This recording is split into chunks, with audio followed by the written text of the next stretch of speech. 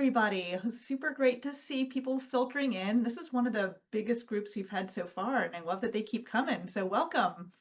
I am Dr. Dina Leibowitz. I'm the Plant Science Program Director at the University of Florida, and I'm a volunteer of Seed Your Future.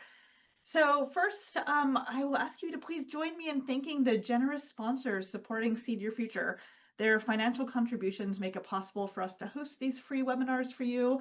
They are all employers seeking new talent, so visit their websites and explore the career opportunities that they offer. And thank you for joining us to explore these exciting opportunities within the horticulture industry.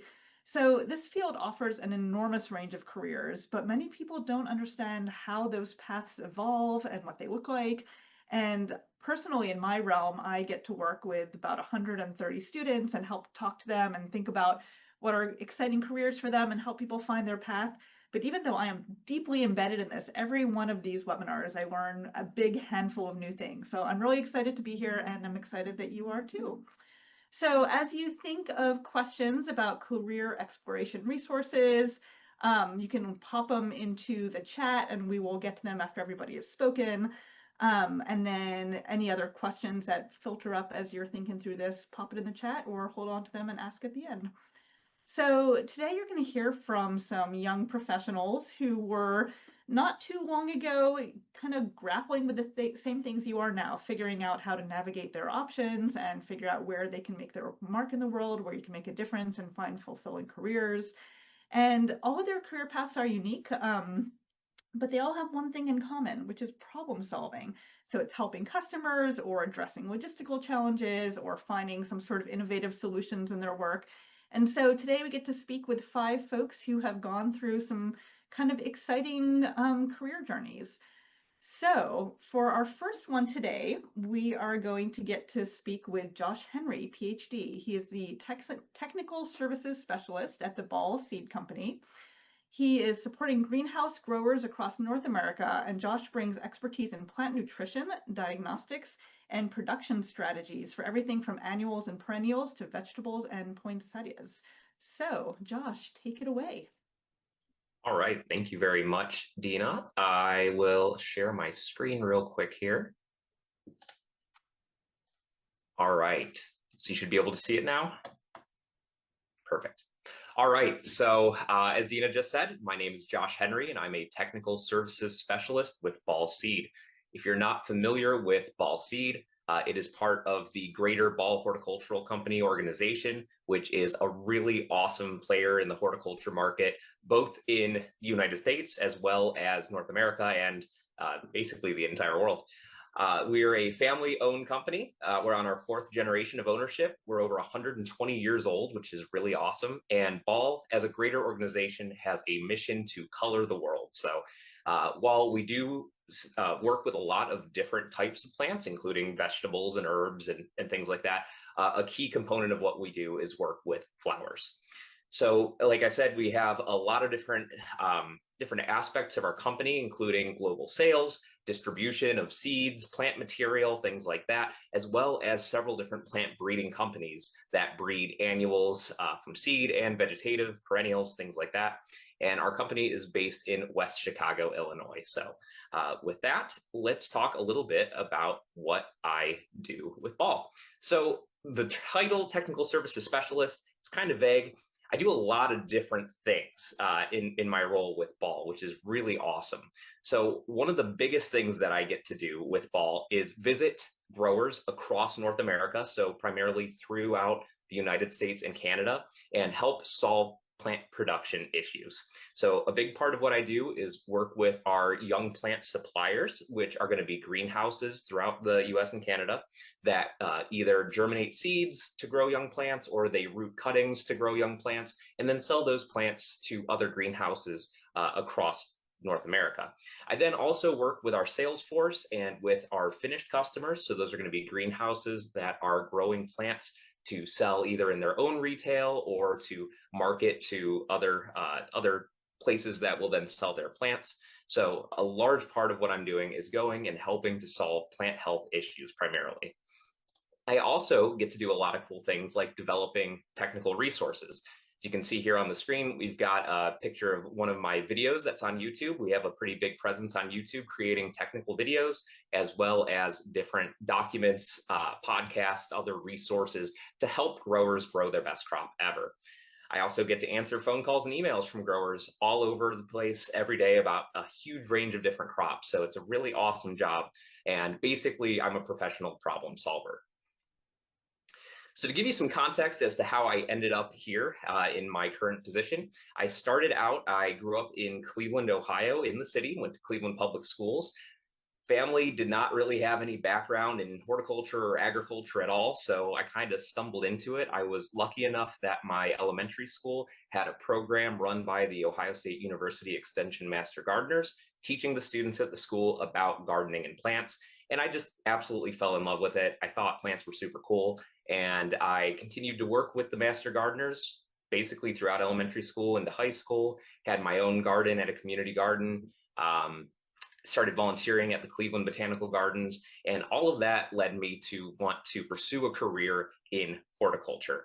So it was a really, interesting thing because no one in my family really had any experience with this, but they were all extremely supportive and encouraged me to do whatever I thought would be best. So my family, like I said, knew nothing about the industry, and they were very supportive. They helped me find some different programs. So we started out looking at the Ohio State University Agricultural Technical Institute in Worcester, Ohio, which is a great university program where they give out 2-year applied science, associate of applied science degrees. So very applied programs.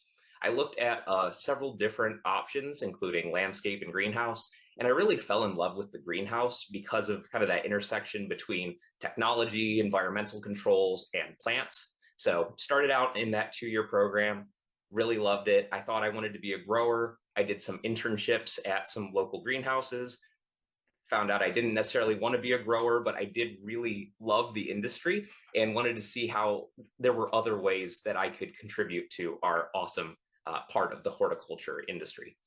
So I started doing some different jobs at Ohio State University, including some research assisting type jobs, and really fell in love with research, which led me to want to pursue a graduate degree. And so I ended up continuing on for my 4-year degree in horticulture, and then decided to go on to North Carolina State University to pursue my master's and my Ph.D. in horticultural science. So during my graduate work, I became very familiar with research, and my advisor, who you can see on the screen there, Brian Whipker, is an extension specialist, and he gave me a lot of great opportunities to travel around and work with growers all over North Carolina and in different parts of the country as well. And there I really kind of developed my passion for working one-on-one with growers and helping them solve plant problems. As I was approaching graduation, I thought, man, this is what I really want to do. I want to be in academia, working in this kind of research extension capacity. I ended up graduating right before COVID and ended up not getting a job in academia, but ending up in industry. I've worked at a couple of different companies since graduation, but all kind of in the same general realm of plant science, production, help kind of thing. And so that's basically what led me to Ball. And I've been with Ball for about 2 years in this position right now. And it's been a really, really awesome opportunity to get to do what I love. It's not always a straight path getting to where you want to go, but it's really important, whether you're just starting out your education or you haven't even started into college yet, wherever you're at in your career path, it's important to just try different things to figure out what it is you like to do and to find different opportunities that can fulfill that desire for what you want to do. Because it's not, necessarily that you have to go into industry or you have to go into academia. There's opportunities all over the place. So I think that's really the take-home message that I want to leave you with. And with that, I also want to share my contact information. Please feel free to reach out anytime. I am more than happy to talk about anything career, education related, or even plant health related. So please reach out. I'd love to hear from you. Thank you very much. Thank you, Josh. That was fantastic. And I love seeing the growth from community gardening as a kid to, getting your PhD in this and solving problems. So fantastic. Thank you for sharing. Thank you. Next up, we have Annie Glaser. She's the general manager and head grower for Foertmeyer and Sons Greenhouse. With hands-on leadership in crop planning, propagation, and quality control, Annie shares how innovation and teamwork drive success in greenhouse production. Take it away, Annie. Let me share my screen as well.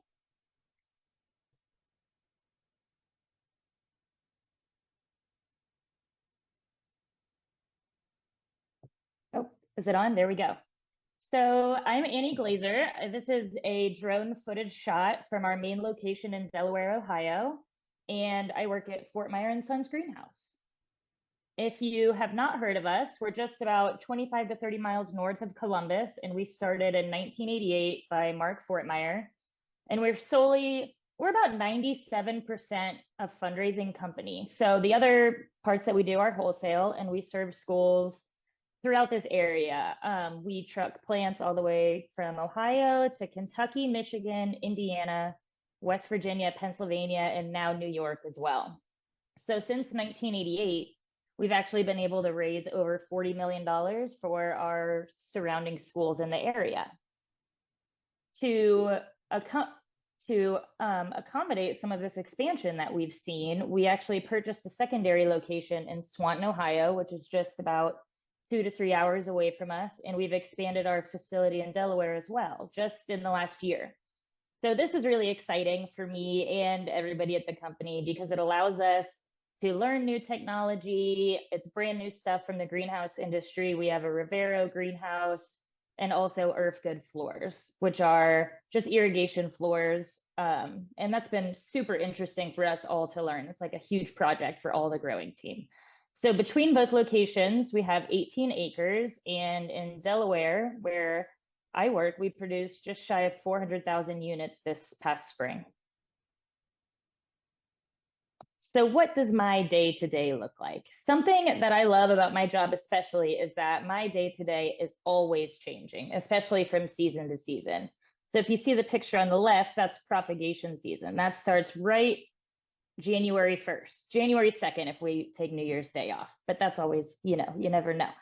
So, and something I love about this is that my day is always going to be different throughout the year, whether it's propagation, finish growing, shipping plants, to planning the seasons, and then creating crop templates to show growers or even share with people in the industry.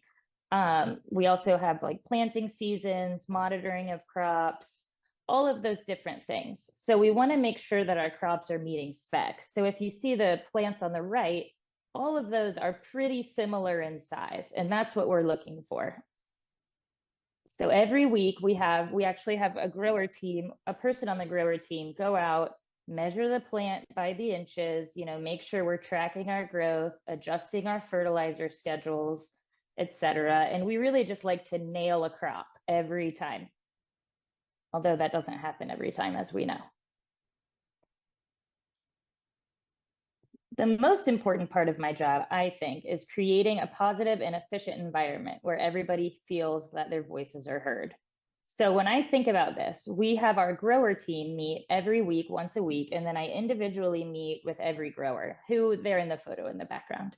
But so it's a rotational meeting with growers individually, just to make sure that I'm providing everything I can for their success, whether that's focusing on something different. Say Tina in the green dress, she is really focused on integrated pest management. Am I providing her all of the resources that she needs?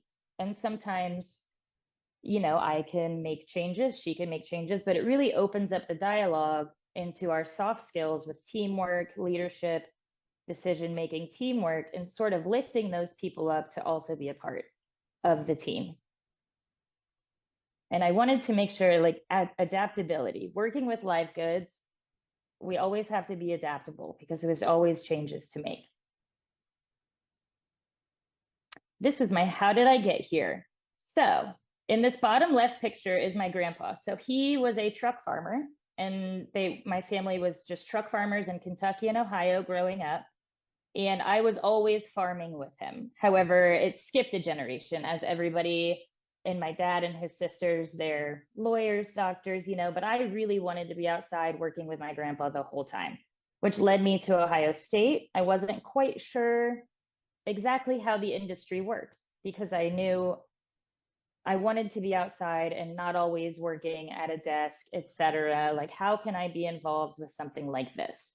So I went to Ohio State actually with a landscape architecture interest. And I remember taking my first horticulture class and thinking to myself, this is really what I want to do. I love the physiology of plants. I need to work in a greenhouse and see what that's like for me. Does it fit for me? So in the bottom center is Jim Vent. He was my first mentor. He ran Howlett Hall Greenhouse at Ohio State. And he really kind of guided me learning how I could like use fungicides, like what's the best options, et cetera, kind of taught me more about the industry. And then, so since I've been at Foertmeyer, the woman in the top middle is Lynn Miller. She was my original head grower at the facility, and she really taught me how important crop timing, crop planning, et cetera, everything like that can be. And so I think it's really important when you enter the industry, ask everybody questions. I mean, there's no such thing as a dumb question. And I will always ask questions no matter what.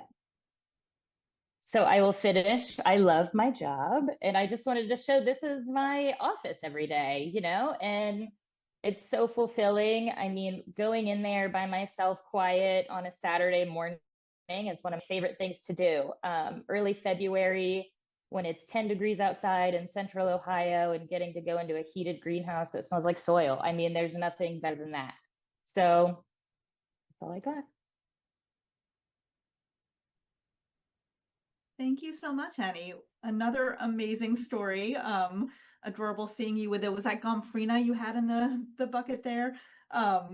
As a child with the things and having all the mentorship is such an important thing, and just discussions of kind of the diversity of your day-to-day and adaptability, all super, super helpful elements. So thank you for sharing.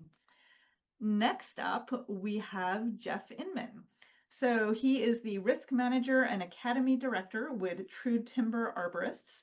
He's a certified arborist and climbing specialist. Jeff is passionate about safety, professional development, and training the next generation of arborists in tree care and rigging practice. So thank you, Jeff. Take it away. Thank you so much. Let me go ahead and share my screen. Oh, it says it's disabled, the screening. Well, I'm just going to talk about it then. Pilar will get that fixed in a second. I think she's working on that. Okay. Just give me the green light when that's fixed. Well, while that's going on, hello everyone on this digital format. My name is Jeff Inman, and yeah, I have a very short amount of time to talk about how I have the best job in the world. So, how I got started in what I do is here we go. Now we can start sharing screen up real quick, because it'll be a lot cooler with pictures.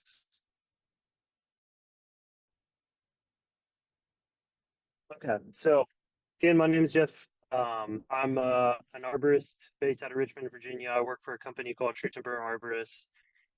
Basically, every single day I get to go out and climb trees. I never grew up from being a little boy, and so that's that's what I get to do every single day, and work with other like-minded people that we get to go out and care for, some of the world's largest living organisms. So how I got here, my grandfather, you see in the top left there, introduced my brothers and I to trees.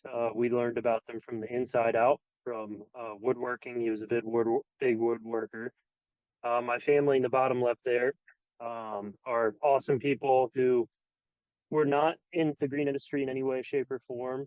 So when I embarked on this endeavor, it took a lot of trust from the fam to basically, this is what I'm going to go do. I want to be outside. I want to work with my hands, which is, a theme that you'll hear from other people that just want to be in the horticultural industry.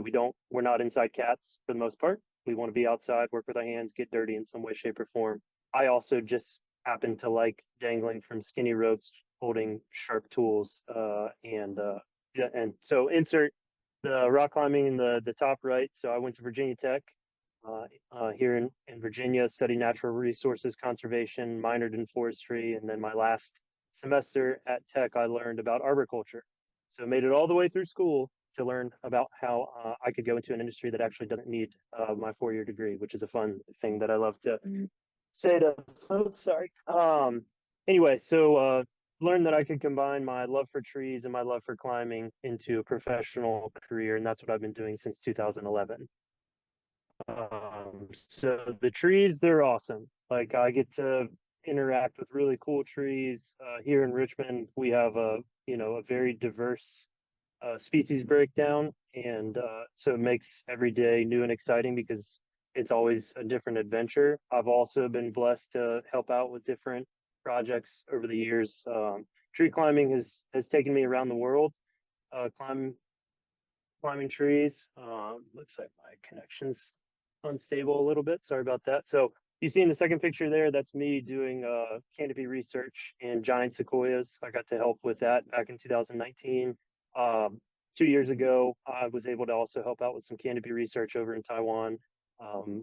So it's pretty neat that tree climbing can take you to different parts of the world. We get to see awesome views, whether it be, river, ocean, mountains, city. The sunset picture is from that Sequoia research project where we spent 3 nights camping up in the tops of these trees. But one of the things that I love about tree work and tree climbing and arboriculture as a whole is we're all like-minded folks. We're somewhat masochistic in a way. We like to put ourselves in hard situations and really come up with creative solutions to where these trees grow, and especially it's in the urban environment, how to care for trees as well as care for the general public and how to mitigate risks. So whether sometimes that means trees have to go, sometimes it's just pruning, sometimes it's installing hardware to help support the trees, whether it's brace rods, cables, props, you name it. If it involves a tree, we will do it. But we get to see really, really cool views and take in the surrounding environment in a really unique way. It's just really fun too. Like if I'm very athletic. I've been a competitive tree climber since 2013, and that also has taken me to different countries across the world to compete with some of the best tree climbers across the world, both male and female divisions. And some of my best friends are in completely different countries because of this world that I'm blessed to be a part of every single day. So we get to play with lots of really fun, expensive toys. I'm in my work van now because I just got out of climbing a tree on a job site, and I've got really expensive chainsaws on top of this car, probably $10,000 worth of climbing gear back, which it's just, if you're into gear and equipment like I am, my wife calls them my fishing lures. Then it's we just get to play with fun toys and have them interact with these trees. And into the creative problem solving thing, like I say it often when I'm giving these types of talks of like, I remember being a younger person, being in geometry class, trigonometry, physics, and just telling my teachers and professors, like, I'm never going to use this. Like, and especially when I got into tree work, I was like, there's no way in the world I'm going to use this. And I eat those words every single day, whether I'm working with cranes and having to estimate how heavy something is and then triangulate how I tie pieces onto the crane to watch it, float away, or constructing, putting ropes and pulleys in specific places and thinking about how those angles of the rope, move something from point A to point B or move me from point A to point B. So it's just a fun environment to where I say it often, tree work isn't for everyone, but if it's for you, you'll never shake the sawdust out of your hair because it's just constantly stimulating. I tend to be a little bit on the ADHD side of things, so it's difficult for me to really focus on anything for super long. However, when it comes to tree work, because of how it fully encapsulates our brains, we're very focused on the task at hand. And we get to, again, just put ourselves in really interesting places and come up with really interesting solutions. So it's just some different pictures of some rigging operations that we've done over the years. You know, sometimes it's really scary. You know, whether it be next to power lines, dealing with dead trees. That tree in the picture, what you can't tell is that it's on a mountainside, and we're having to control those wood pieces as they come down so they don't obliterate that walkway. You know, trees have decay. We have to, you know, it's one of the contributing factors why we have to take them down sometimes. So it's again, it's a nice way to be able to practically apply this knowledge of plants, but also this desire to just come up with creative problems at height. Community, again, like, I can't speak highly enough of. I don't speak all the languages in the world, but I've been to so many different countries where I don't speak their language, but we all are united about loving trees. So because we can speak tree, we can actually get a lot done, whether it be research projects, just general tree work, competitions, whatever it is. It's just a really neat community to be a part of. Again, like, you got to love being outside, whether it's hot, cold, raining, snowing, sunshine, it's overcast. We go out in all of it and have to just basically care for these trees, care for our clients in really fun ways. So how I like to, you know, close this type of stuff is, you know, especially when it comes to like what we do, like I said earlier, it's not for everybody, but if it's for you, there's nothing more fulfilling. I've tried a bunch of different jobs before getting into this, working on cars, trail building, you know, retail stuff, customer service stuff, and this, you know, I just love climbing trees. I love being 150 feet in the air and just dealing with all the things that come with that, interacting with wildlife. It's sometimes fun, sometimes it's not fun. But it's a good dollar, it's a hard dollar. So long as there are trees in urban environments, there's a level of job security, and the pandemic really proved that for us. It was very sustainable through that. Like, our lives didn't really change all that much, aside from like creative, again, problem solving from social distancing and stuff like that. But we were still going out every single day and doing tree work. Well, it seemed like most of our community was, you know, inside. So that was also a really neat thing to see, that, like, you know, our essential nature was kind of proved in that way. But again, like, if there's trees and people interacting together, there's job security inside of that. So from a kind of more practical standpoint, as you're looking into, you know, your career, that's a really helpful thing. But the big thing is, like, as younger people getting into the workforce, you know, pursuing college, getting out of college, you know, whatever it is, I like to just remind and reassure that, like, you're going to make mistakes, and it's okay. It's not the end of the world.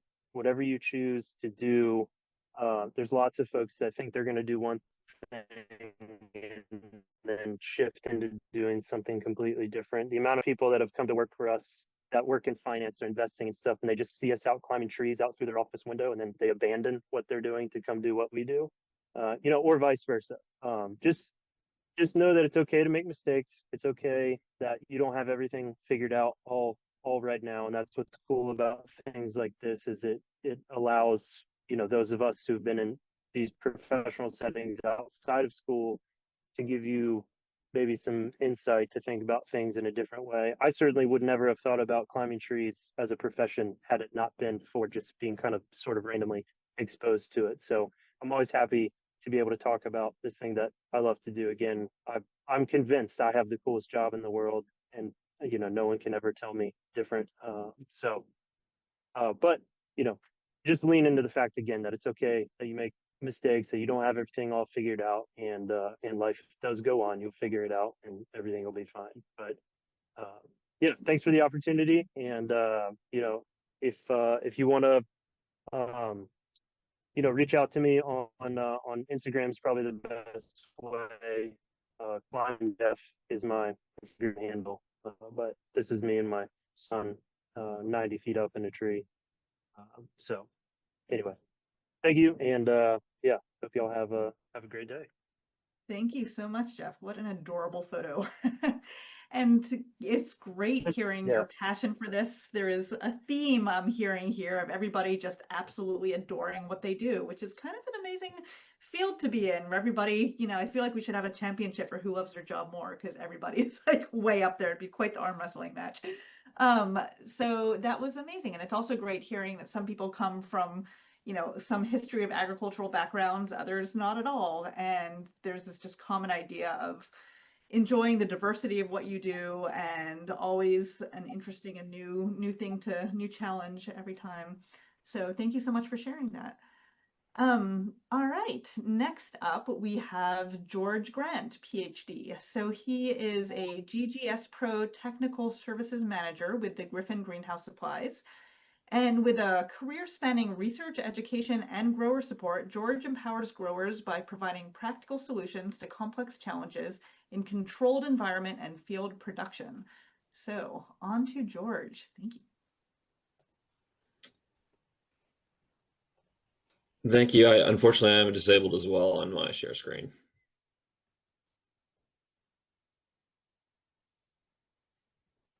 All right, I'm sure Pilar is working on that too.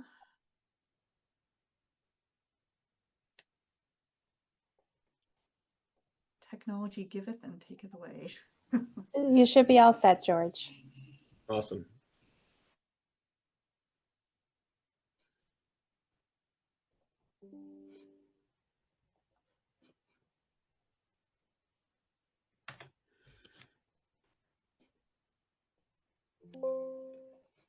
What are we doing?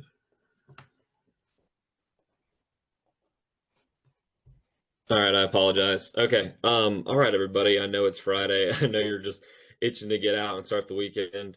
Um, it's always fun to hear people from different branches of this industry. I think mine is going to be a little bit different than the rest of everyone else's presentation, but I think it sums up a lot of the key points everyone just spoke about.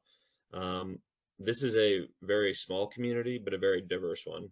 And I think a lot of us, a lot of you are probably asking yourselves a lot of questions on what you want to do and what feels right. And I hope some of the things we discussed in this presentation helps you think about that. I'm a great man, the owner of Lucas Greenhouses, which is one of the biggest greenhouses in the United States. George Lucas told me once that the only dumb question is the one that's not asked. And thinking about that, I think the only dumber type of question is the question you don't ask yourself. So that's really what the theme of this presentation is going to be. So a little bit about myself. These are my loves of my life. It's my fiance, my dog, fishing in the mountains. Those are all things that drive me outside of work. But frankly, and similar to what everyone else was doing, I'm just a random kid from the burbs. I thought I was going to be a pre-med student, and the first time in high school I had to dissect a cat, went into the bathroom and had my head in the toilet. And I knew right then and there that that wasn't going to be the biological system that I work on. But you probably already are looking into this or feeling it, but the biological system of plants is incredible. And I think what you're learning now is theory. And then once you leave the classroom, that's when you start applying theory to practice. But if just in the theory itself, I mean, Zion, phloem, photosynthesis, salt gradients, sign me up. I was into it. Now, really what got me into plants and knowing I needed to switch gears was I met a guy and we walked in the woods and he could name every single plant that he saw. And I thought right then and there, I want to learn that. And I'm not a materials person, and just like any language, if you don't use it, you lose it. But for all of you, any of you who are considering getting into plants, you're not already, I heavily recommend you take a plant identification course. That alone will change the way you view the entire world around you. Now, about me, I'm similar to Josh in that I am a problem solver, specifically working with growers. Now, Josh works for a company that specifically handles plant genetics. Now, I work for a company that does plant genetics as well as anything you might have need to grow a plant. So anything under the sun you can imagine, soil, pots, irrigation, greenhouse structures, you name it, Griffin Greenhouse Supplies probably offers it. Now, we work with various different types of growers all over the country, some very relatively conventional ways of growing, some much more complex. We also range in ornamentals edibles, specialty crops, you name it, we do it. And I like that. I mean, it was similar to the grower on this presentation as well, is that every day is a little different. Every time the phone rings or the email comes up, there's a different type of problem and a different sort of system that I have to learn to try to figure out what that right solution is. And we work with every type of problem there might be. And most of the problems we work with in plants can be complex or simple. They're generally categorized into either diseases, insects or mites, nutrition, or even, believe it or not, sanitation, which I can tell you now is definitely not no one wants to learn about sanitation, but in my mind, it's one of the most important things. It's like doing dishes. It's incredibly important. It becomes a problem if you don't stay on top of it, but no one wants to do it. All right, so enough about me. Let's talk about you. So asking yourself, and I'm sure you get this question all the time, is what do you want to do? And that's a hard question to answer. I mean, frankly, until you find yourself doing the thing you want to do, it's a hard question to answer. And in school, I think academia does a great job of letting you know, teaching the rules to growing plants and plants overall, but it doesn't give you a good idea of the vast opportunities that there are within plants or within plant science. So hopefully we can try to dive into that a little bit. So if you're going to look into the various different avenues in the green industry, you're going to wind into one of four groups, and you're either going to grow plants or be a grower. Now, I encourage you at some point to try growing plants in a professional sense. And I don't care if it's just a small garden center down the road or a major greenhouse operation or a nursery operation, whatever it is, grow plants. That you're going to quickly realize if you like growing plants or not. I know that sounds funny, but I can tell you that when I tried to grow plants, I couldn't sleep at night. And I quickly realized that I can't do this, but I did realize that I like helping people grow plants. So at least I get to share all the success and none of the stress of growing plants. But some people love that. I have some of my best friends. That's what they live for. They live for waking up that next day and seeing what kind of fire they have to put out and what the season has to hold. So I encourage everybody to at some point grow plants so you can learn the terminology and you've learned the rules in academia of growing plants, but when you actually grow plants, you learn how to bend them and break them, which is very important. You have to be dynamic in this industry, especially when you're growing plants. You also could be selling a product. You could be a sales rep of some sort. There's many different products, as I referred to, chemicals, soil, construction equipment. There's so many different things that go into actually growing a plant, and you can be a specialist in selling specific types of products. Or you could be selling a service, interior design, tree care, landscape design, landscape care. There's a myriad of services as it relates to plants. Many people love having plants around them, but they're not very good at growing them or keeping up with them themselves. And that's where you come in. And then the last thing, which is actually exactly what I do and what also Josh does, we sell knowledge. And your professors, your high school teachers, your college professors, they are in the business of selling knowledge. They're wanting to basically imprint on you knowledge that's out there and turn it into understandable terms. Now, and I'm definitely not the smartest man in the room or woman in the room most times, but what I've found and what I've been told is that I can take relatively complex ideas and boil them down into a way that's comprehensible to growers. And that's what I've been able to do. And that's how I'm able to do the career I'm currently in. And we do this a lot. We do this in person. We travel across the country and work with growers. It's amazing what you can do if you actually have something to show, a case study right then and there, and solve a problem right then and there. It's amazing what you can show growers how to look for a problem and how to react to a problem. That's how we empower them. That's how ultimately you gain confidence and make decisions when it's you making those decisions and teaching other people. Also, we have there's plenty of opportunities to speak. If you are someone who likes publicly speaking, and I know a lot of you are like, I'm just nervous even thinking I have to speak in front of somebody.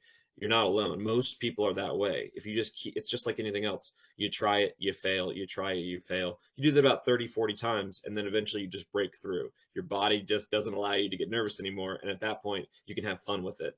I encourage everyone to try to do that and force yourself in that. There's going to be plenty of failures, but beyond that, once you break through in public speaking, then you just have a lot of fun doing it. And it makes you a much more valuable person. Also, there's many different trade shows, there's many different public events, grower meetings, regional meetings. all these different meetings that bring this whole community of the green industry together. So that's also I'm fortunate to be able to talk to growers and also learn from growers in sort of situations like this. Growers are the most creative people on earth. They are like the engineers for the plant world. And so if they have a problem, they're going to find out some creative way with their means and knowledge to be able to fix it. So we learn from that. Communicating with growers is how we stay up to date on what's working and what's not in the industry. All right, so many different ways to get to a successful, in your mind, a successful life.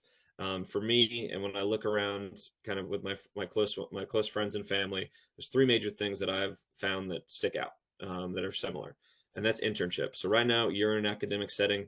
As I said, you're learning the rules of the growing and the biological system of plants, but you have no idea what you actually want to do and how you want to apply that knowledge. So I encourage you to do volunteer work and internships. That is quickly going to tell you what you don't like doing. I mean, I, for example, did a cytogenetics, internship, which is basically related to plant breeding. And I can tell you, I could not be in a lab. So I quickly knew I needed to be outside or in a greenhouse, at least in that environment. Just the environment itself can quickly help you dictate if that's something you see yourself doing or feel comfortable doing for the rest of your life. Finding a mentor, this is the biggest one. So, and this relates to internships. I am where I am today and what I know is only because of other people. And in my head, I've got 2 or 3 people that have took a leap of faith on me, which they didn't need to, but they took a leap of faith on me and imprinted their knowledge on me and their professionalism on me. And just being associated with them, that's helped me in my career. Look for those people. Look for those people that are looking for someone bright, someone that they can connect with and that they can print on. The industry is aging. I can tell you, I mean, it's a great opportunity for you on that side of the screen, because there's plenty of people looking to retire and they're looking for those people that they can share their knowledge with. And the last one is stay humble. Now, a lot of us deal with this. Anyone who has an ego, my ego is generally so big it's through the ceiling most days, and I have to fight that. I know that about myself. I have to fight that. But for everybody, stay humble in this industry, because odds are there's someone else. There's not even odds. There is someone else that knows more than you. And sometimes those people don't want to be heard. They don't want to be the center of attention, but they are there and they do know more than you. So just keep your humility. That's very important as you progress through your career. All right, so what kind of person do you want to be? This is another way to kind of look at a way to imagine yourself and what you might be happy doing. All right, so do you want to be considered good? I know that sounds silly. You're not like a good person. It's more about the sense of when I talk to someone, I'm like, oh yeah, he's good. Like it means at least in the green industry, it means you're good at your job and you're easy to work with. So this is Tanner Bailey. He's actually a colleague of mine, he's a teammate. And what is it to mean to be good? To be good at your job means you follow up quickly. You're well spoken. When you get brought into a situation, you're looking for the solution. You're not trying to focus on the problem. You maintain a positive outlook on things. Those are ways to be good. And you're a team-oriented person. I would encourage you to try to, even if you have to fight your grain sometimes on some of the things I just said, you're going to have to do that to be reliable and be viewed as a person that wants to be worked with. All those things are related to your own standard of excellence. And that's something that no one else actually produces. That's something you define. So when you're doing anything, I don't care if it's homework, tests, an internship, whatever it is, and even a simple email, have that internal code or standard of excellence that you want to try to maintain in everything you do. Another type of person you can be is, do you want to be that guy or girl? And I mean, do you want to be a specialist in something? So this is Suzanne Rainwhite. And if you know anyone in the industry, you probably have heard of her. She is literally the bug lady. That's how she's identified herself. And because she's a specialist as it relates to bugs and specifically biocontrol programs. And she's very well known. She's a great specialist at this. She's talented in this. So if you find yourself feeling very passionate about one specific thing, could be plant nutrition. It could be even one single crop, poinsettias, mums. I mean, there's specific specialists just on specific crops. If you find a passion, a specific thing, an avenue you're very, very passionate about, you can be that person that people know about because you're specializing so far and have so much knowledge in that area. And then lastly, this one's kind of funny, but it's true. Do you want to be famous? And as I said in the beginning of this presentation, this is a small community. And there are people that are literally considered famous within our community because they're so well known. And that doesn't come overnight. This is Ann Chase, Dr. Ann Chase. if you've worked in the industry, I'm sure you've heard her name at some point. And the reason why is because she's been in it long enough, helped enough people, and has helped move the industry forward. And I encourage you, any of you out there, it is possible to do that, but you have to put in the grit, and you probably have to be somewhat gifted or specialize in something, or care about the industry overall and the field of work you're doing. And also a little bit of luck definitely helps us all throughout these times. So um, with that, that's all I had to say. Happy to help you along your journey. And believe me, all of us were exactly where you were. And many of us probably felt much more lost than you were at some point. So I hope the best wishes for you going forward. Thank you. Thank you so much, George. That was really fascinating, and I love the focus that I'm hearing from a bunch of folks, excuse me, about mentorship and about asking questions. And I also like to think a lot about how your next step is most likely not going to be your last step. And so don't be scared to take a step. It'll teach you something. You'll learn what you like or what you don't, whether it's through an internship or your first job. You know, it's just your next step, and that'll help guide you onto that next step after that. And so don't be, try to get out of your head of like, oh my God, I need to decide what I'm going to be now. Take something that is interesting, that is enriching, that you think you will enjoy, and then you will learn from that and take a next step after. But all right, thank you again so much, George. On to our last speaker of the day. We have Jose Rocha, who is the HR manager. He is a talent programs for the Wonderful Orchards. Bringing a unique perspective from human resources, Jose will share what the leading companies look for in new employees and how students can stand out when starting their careers. So on to you, Jose. Thank you. Thank you. All right. Before I start, I just want to say that I'm really enjoying all the presentations, and I keep thinking as I'm listening to the stories, and you're going to listen to a different perspective because I am more on the people side. So hiring, training, finding the best talent for our companies, and when it's worked out the best for us is when we find people that love what they do.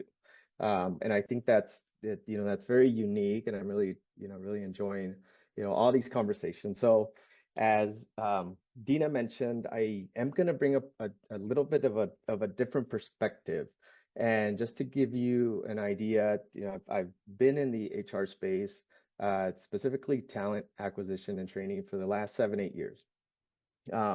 Thinking about all these years and thinking about everything that I do, I've probably hired thousands of people, gone through hundreds and probably thousands of resumes, talked to just many people in the agriculture field.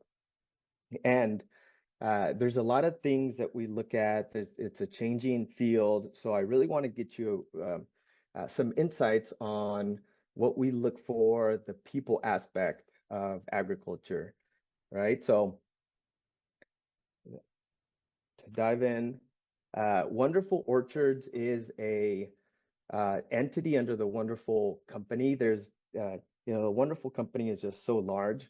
We are the farming and growing arm of the Wonderful Company. So we produce a lot of their products. We're basically the farmers for the Wonderful Company. And, it's such a large operation. We hire, hundreds of people a year. I specifically work with the farmers. And I think that's one thing that I'm just, so happy and so proud of, because kind of my background, and to give you a little some insights on how I grew up. We're a farming farming family, so we growing up, this is all I knew. Now, I didn't really, to be honest, I didn't really want to be in the field. I didn't want to be driving a tractor. I didn't want to do that. As I grew older and started thinking about what I wanted to do, where I wanted to spend my time, I think that changed a lot for me. Thinking about agriculture, and I'm sure you're thinking about this because we all have an idea of what this means depending on what you know and your experiences.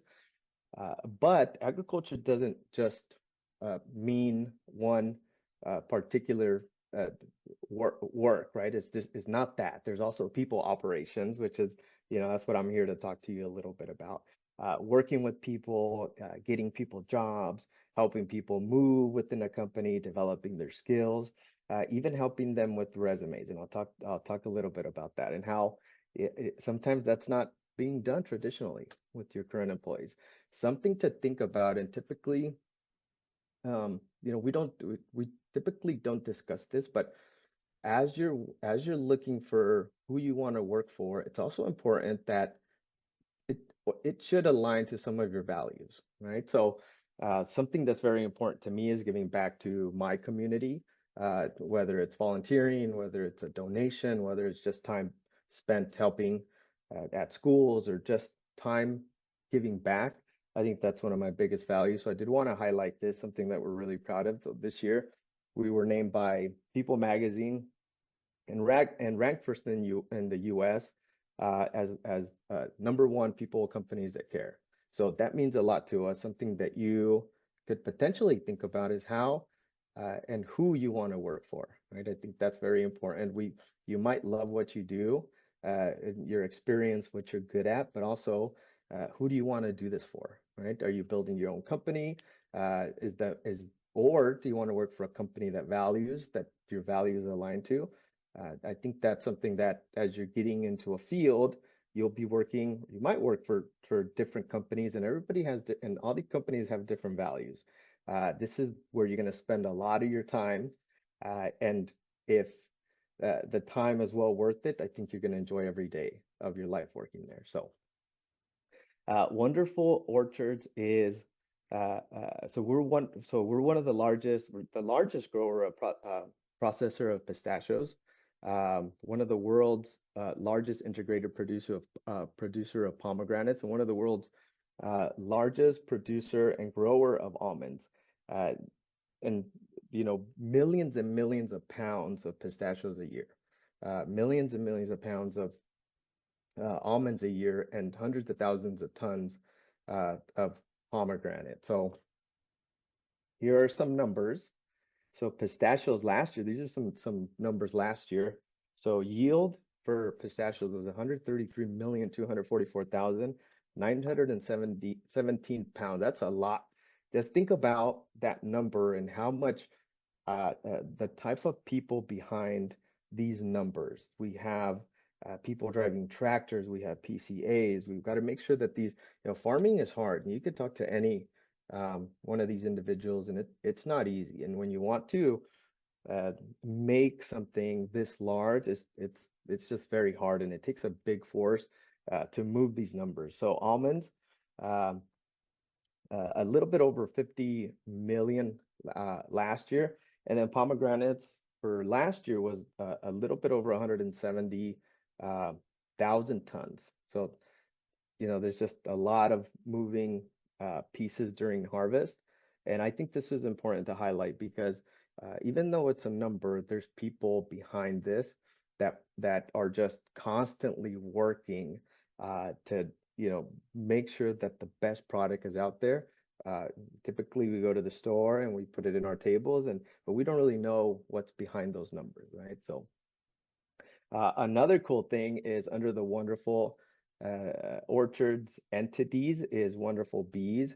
So when it comes to sustainability and operations and how we're integrated, back in the days, we used to rent bees to pollinate our almonds. What was happening is that there was more growers and there was more people, more companies that wanting to rent the same bees. What we decided to do is we decided to buy a lot of the bee companies, become sustainable and integrated. So this is, something that we did to sustain our almond production and harvest. Pollination operations. So Wonderful Bees owns and manages bee operations in California, Florida, Minnesota, Mississippi, Nebraska, North Carolina, South Dakota, and Texas. So one fun fact, it takes more than 70,000 colonies of honeybees to pollinate or 35,000 acres of almonds. So I thought this was something really fun to share. There's so many integrations to what we do that whatever you decide to do, I think Jeff mentioned this. You don't really need to know where you're going. You could start somewhere, but taking one step leads you to the next. And I think that's the beauty of agriculture and horticulture, that I think things can change. This is something that you love. If it's a field that you love, I think it could take you anywhere. So a little bit on the people side, what is it that I do specifically is I hire our people, and I also train them. I also help them develop skills. I also help them get promoted. I also help them with their work-life balance, whatever it might be. I think that we do that as people managers, right? So there's a lot of things that I enjoy about the type of work that I do. I also manage our summer internship program. Last year we brought in 19 interns, and with just different types of backgrounds and interests. Also, I'll go a little bit into that. As far as some of the things that we're doing this year, if you're close to any of these colleges, or you're attending one of these colleges, these are some of the upcoming career fairs that we're planning to attend. So starting next week at TSUB, Bakersfield, Fresno State, Bakersfield College, and then Cal Poly in San Luis Obispo. So when I talk about internships, these are, think about agriculture. You might be thinking about specifically maybe one title, a couple titles. What is agriculture? Agriculture it can mean a lot of things, right? Depending on what you want to do. So human resources, that's where I do all my work. There's the safety department. Do you like to keep people safe? Like, who doesn't? Research and development, finance, aviation, fleet, communications, property and risk, procurement, irrigations, fleet system, pest management. Think about all the opportunities. There's a lot more than this. I think this is just just a list that I came up with because of our previous internships. So as you're thinking about what you want to do, I think it's also important that it doesn't matter what you're studying, and within agriculture and horticulture, there is an opportunity for you. Okay, if you want it, or you're interested, this is my shameless plug. I always want to make sure that I'm hiring people, and specifically people that are interested in plant science and horticulture, agriculture, and it wouldn't be fair for me not to share in this with what I do, right? So February, March is when the internships are posted. March and April, that's when we start recruiting and calling the candidates. And then April and May interviews, and then we start extending offers for the summer. So this is offered for the summer 2025 program. A couple things that I do want to mention before I end my presentation is, I think it's important to have a target, right? I think it's hard. It's hard when you don't know what you're shooting for. If all possible, have a defined goal. Typically how you find this out is like, what do I enjoy doing? Like, what if I wake up tomorrow, like, what is it that I want to do? And then, it'd be nice to get paid for, right? So I think have a target, and then pursue with intention. There's power behind intention. One of the biggest things that I know was mentioned here is you want to build your network. So don't go on without connecting with your professors, with professionals in the market. You always want to make sure that you're building relationships, because you never know who's going to open that door. And I guarantee you, relationships open door. If I could tell you anything in the field of people, human resources, is if you know somebody, I think that's when, for the most part, yeah, you're going to get seen, right? So shake hands, go with the people, and build your networks. You do want to take on an internship, because that thing that you might think is for you, it might not be for you. Like, you're gonna go to the summer internship, and you might think, man, this is actually not for me. But I did talk to so and so in this other department. I really like what they do, and then that's when you start building networks that way. It doesn't have to be, because you take an internship, that doesn't mean that you need to be there forever. That's not what it means. Internship is going to get you some real life experience, but the idea is to build networks. Never forget that. Build your networks. Get involved in your community. I think that's a part of experience too. Yeah, whenever I see resumes from recent college students, they've never taken an internship. Traditionally, it's been harder for me to hire or recommend. So internship is a real life experience. It's real work experience that you can utilize to apply to these jobs, right? So something that I want to mention is you just got to stay motivated. It's not easy to navigate the unknown, and keep your why in the forefront. Like what is it, right? Like what's your why? What's pushing you? What's motivating you? And it looks different for everybody. Okay. Take action. Don't wait. Apply. Volunteer. Ask questions. You got people like Josh and Jeff and Annie and myself, right? That we're just open to conversations. I don't think that 5-10 minutes of our time is wasted when it comes to people that are interested in our field, because they've done it like everybody said, right? They've given us a hand. I think it's also just fair for us to provide a helping hand to others, right? So thank you guys so much for listening to me and for just taking a deeper dive into what people operations are all about. Thank you for your words of wisdom, Jose. Those were really helpful, and I appreciate all those tips for students who are diving into internship and job searches. We are actually at 5 o'clock, so round of applause for everyone, either a Zoom or click that little handshaking icon or clapping icon. Ooh, that was a multi one, like that. So Pilar is going to share a survey with you right now. So if you all could just take a couple of minutes, because we are always trying to find who it is that we can bring to your attention that is helpful for you, because we want to make these sessions, these monthly sessions, as useful as possible. And so if you could fill out the poll, that would be super helpful. And then while you're doing that, I'm going to answer the first question that was sent to me. And then also think about a couple of extra questions. We can take another 2 or 3 minutes just to answer a couple of quick questions.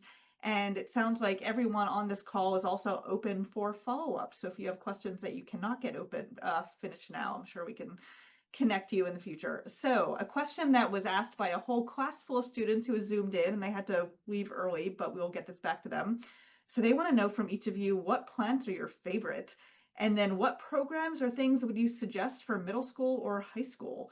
And so if we could just go through for each person, I'll call on you. If you could say one of your favorite plants. I know that's a really hard question because there are so many amazing ones. And then also if you have a cool program, a school garden, FFA, whatever it is that you would recommend for high school and middle schoolers, that would be great. So Annie, I will start with you. Trying to choose my favorite plant is so difficult. A favorite, one of your many favorites. One of my many favorites. So this year we really just started growing a lot of tropicals, and I really enjoyed actually growing Dipladenia because it's not something that I had done before. And I'll stick with that for now because that was just like, it made me feel really good growing it and finishing it on time. And then I guess for middle school and high school students, you could get a summer job at a nursery or, working retail just to be around plants like some of us have stated before, just to familiarize yourself with that. And, you could even think about starting a gardening club or something like that, house plants, something to that nature, just finding people that you can connect with on that interest. Awesome. Thank you. Jose. Yeah, so something that we do, my favorite plant is strawberry plant. So I think that's something that I'm just so growing up, but just the smell and like just the red strawberries when you see like the row crops, and it's just great. Yeah, I just love it. Yeah, but something we do here at Wonderful for our local high school and middle and junior high students is we bring them, there's days out of the year that we bring them in to our operations, and we give them a tour, and then we also do like job shadows. So we have them, sit in a classroom. They learn about just one specific department, and then we also have some hands-on kind of experience. There's a lot of companies that do this kind of stuff. If there is nothing that, so it's just, you know, researching and like I said, ask questions. The internet is just a information overload. If you're specific with the internet, it'll give you what you need. So there's programs like that. I think that's just one thing that I can recommend for sure. Yeah, and I will plug Green Career Week right now, which is schools connecting with industry partners so that, and this is something led by Seed Future, where they help make that connection so that high school and middle school and even elementary school kids can get some experience with some green career. So thank you. The industry role, it's very important. Jeff.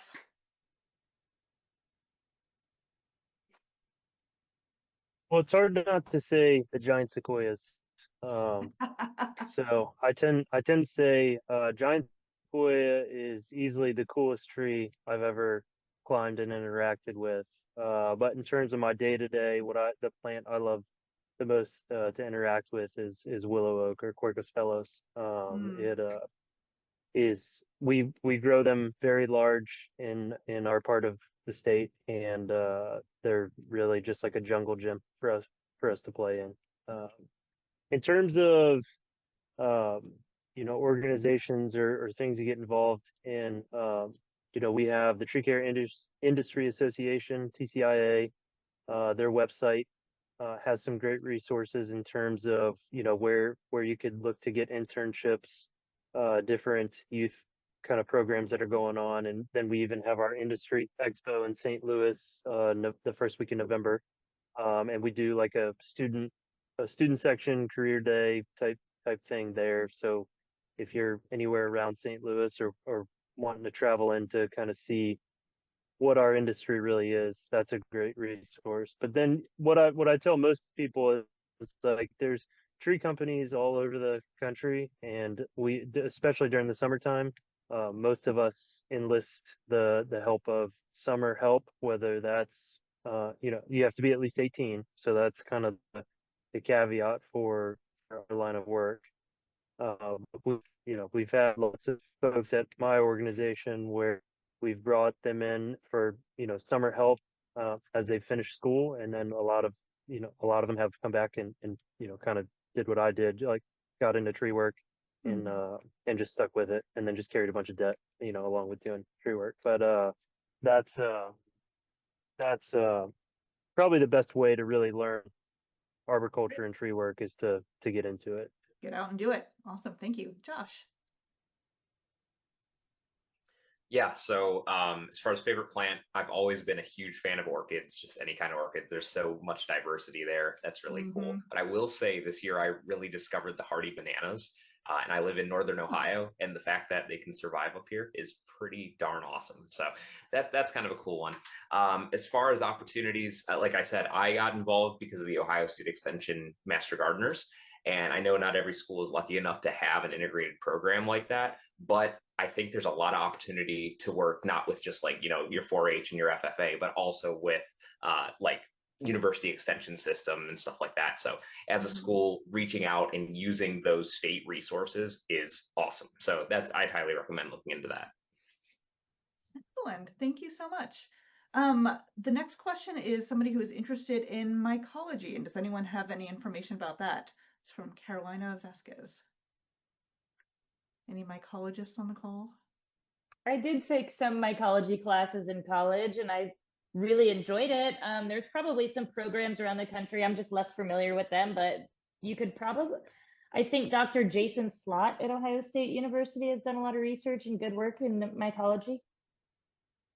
Yeah, and actually Matt Smith here at the University of Florida is a pretty big mycologist, and within that realm, I mean, you could be a mushroom grower. There's a whole industry in, culinary mushrooms. There's also the pathology side of things, because fungi are pretty darn devastating when they go bad. So, so mushrooms and mycology can be fascinating, both in terms of like plant disease, pathology, integrated pest management, thinking about the pest, fungal triangle of disease with with plants is a thing, but also grow it for food or look at, the botany of it and the taxonomy of it. So there's a lot to be done on that realm as well. So the last question is to please highlight opportunities available for overseas people. How do you plan to integrate your program internationally? Does anybody have international arms to what they do?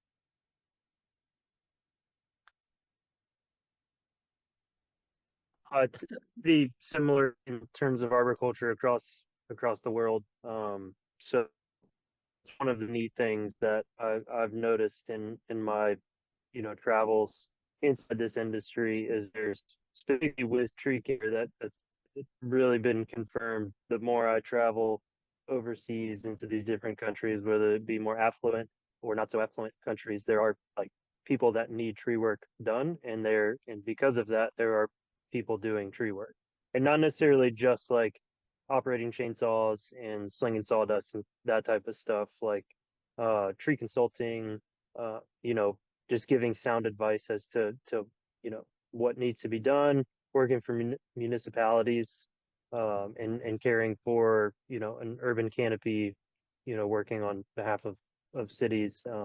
So it's that's, and then there's international tree climbing competition. So folks from all over the world are very passionate about arboriculture. So that's a great question, though.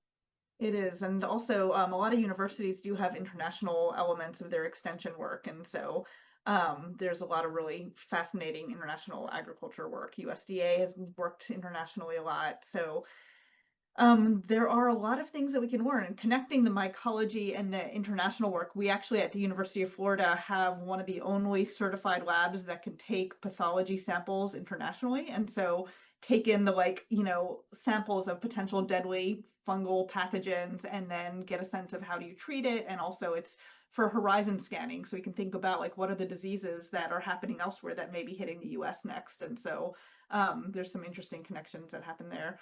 So on that note, thank you all for hanging with us, the diehards who are with us to the very end. So many questions and so many fascinating speakers. Thank you all so much. Amazing set of speakers with diverse backgrounds. And I felt like one of the commonalities across them was the passion for what you do, the ability and willingness to ask questions of themselves and each other, and finding mentors and talking to everybody to kind of find your path. And with that, I think